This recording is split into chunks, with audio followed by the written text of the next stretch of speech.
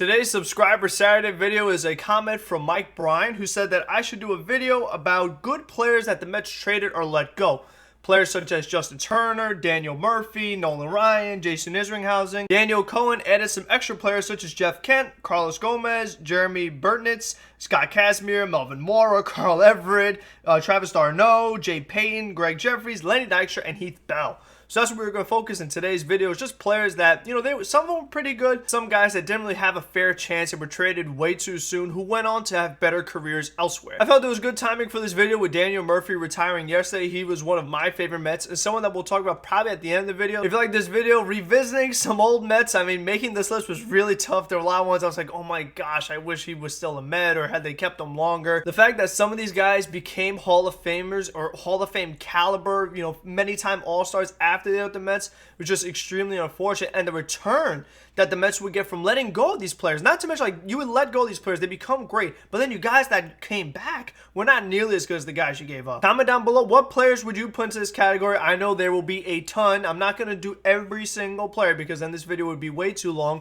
Maybe we could make it to multiple parts, a part 2 or something like that, so definitely let me know what players you remember that, they were okay, but then once the Mets traded them, they became really good. You could also comment, what would you like to see for Subscriber Saturday, and then subscribe, because that's a nice gesture. I really appreciate all the support I get from everybody. Love talking to you guys in the comment section. So let's get into my list. Now, these are guys, most of them I remember. Some of these guys were before my time, but I'm still going to cover them. And speaking of history, the guy I'm going to start with is Nolan Ryan. Nolan Ryan was with the Mets in the 60s. He was part of the 1969 World Series team where the Mets were known for their pitching. Guys like Tom Seaver, Jerry Koosman, McGraw. The Mets had so much pitching at that time period, they felt that, since we have all these pitchers, we could use a little more offense. Let's trade Nolan Ryan, because Nolan Ryan was doing good, but he wasn't a Hall of Famer quite yet. The Mets traded Ryan for third baseman Jim Fregosi, and Fregosi, he was 30 years old, so Nolan Ryan was still young.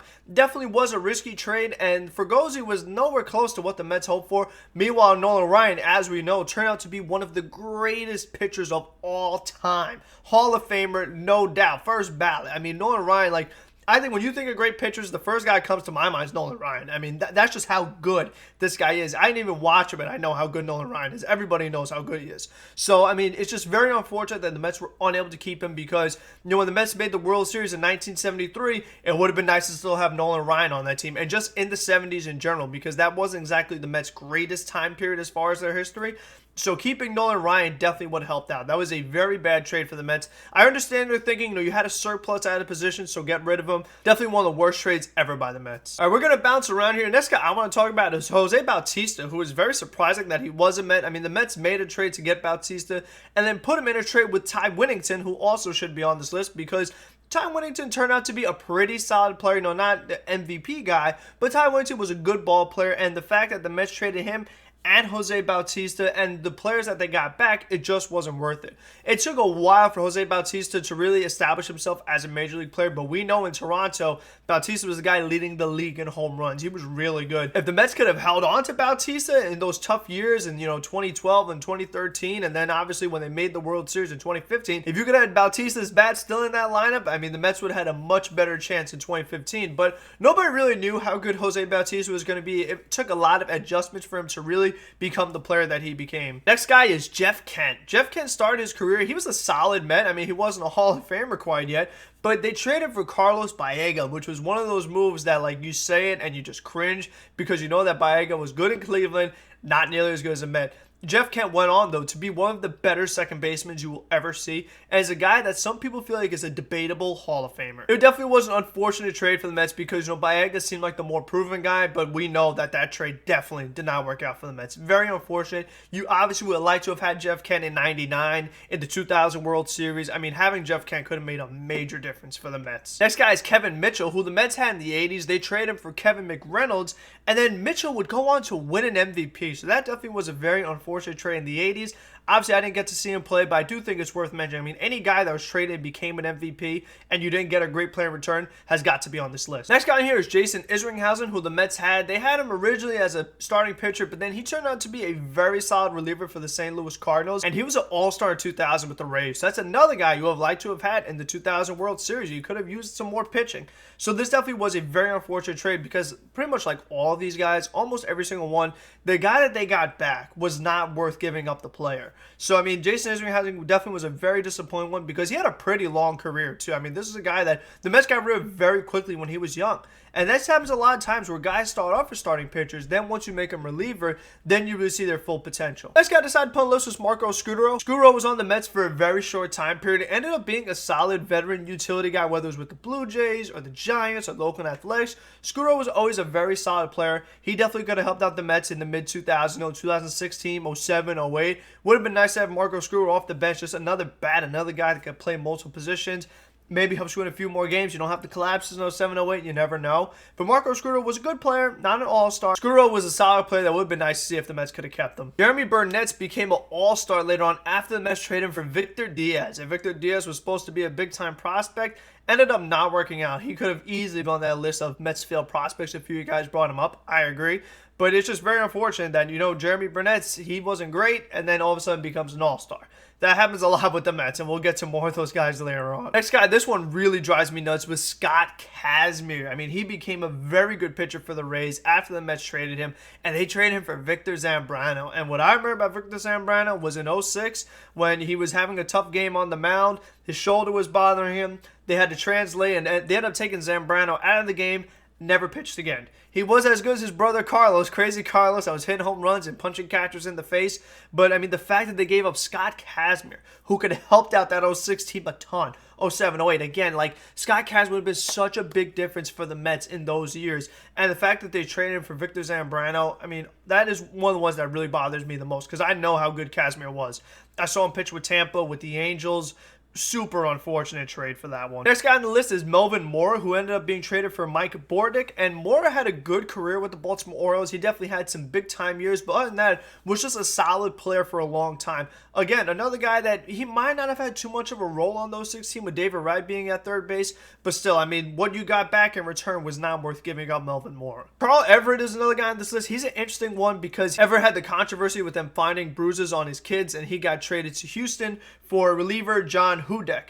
And Everett turned out to be a really good player as far as hitting for a batting average. This is a guy that year after year would have an above 300 average. So I feel like if the kid stuff didn't happen, maybe the Mets would have hung on to him. But knowing the Mets, they probably would have traded him anyway. Jay Payne was another solid player. Wasn't an all-star. He was traded for pitcher John Thompson and outfielder Mark Little. Greg Jeffries is a really interesting one. He was another player that a lot of you brought up on the list of Mets prospects that didn't work out. The fact that the Mets traded Wally Backman, who was really adored by the 86 team. Because Jeffries was a big-time prospect, he also had a big ego. And because of that, he couldn't fit in with this veteran 86 team. And he never really worked out as well with them. Then he goes with the Cardinals, and he becomes a very good player. So it more so was like a personality thing that he just did not mesh well. That mid-80s team already had a lot of personalities, so adding someone like Greg Jeffries, it just wasn't a good pairing. Heath Bell is another one I remember very vividly. I remember seeing him pitch for the Mets a little bit. Then turned out to be a multiple all-star closer for the San Diego Padres. The Mets gave up on Heath Bell way too quick. And what did they get back? Ben Johnson and John Atkins. Neither one of those guys had big impacts at all. Having Heath Bell in the bullpen could have helped out the Mets in their dark years, that 09 and on period before 15. And Heath Bell just turned out to be a really good reliever. His good career was too short, though. I mean, he had those few good years with San Diego, but overall, he didn't have as long a career as you thought he could have. I mean, relievers is always tough to predict, but Heath Bell would have been a guy I really would have liked to have seen the Mets hang on to. Lane Dykstra was a very odd trade because he was someone that played well for the Mets, especially in the 86 World Series team, and then they traded him to the Phillies, and of course, Lane Dykstra continued to play well. Off the field's been a different story, but it really never made sense to me why the Mets traded Lane Dykstra. I just don't get it. He was a good player. The team liked him. I feel like you should have kept him. Carlos Gomez was a more recent one. He definitely showed promise when he was with the Mets. He had crazy speed. I mean, he was just as fast as Jose Reyes, maybe even faster. Played a nice center field, and he definitely showed some upside, but he was a guy that was in the Johan Santana trade. As much as Gomez showed you promise, I mean, you had to give up something in order to get Johan Santana in a trade. You weren't going to get him for free, as good of a pitcher as he was.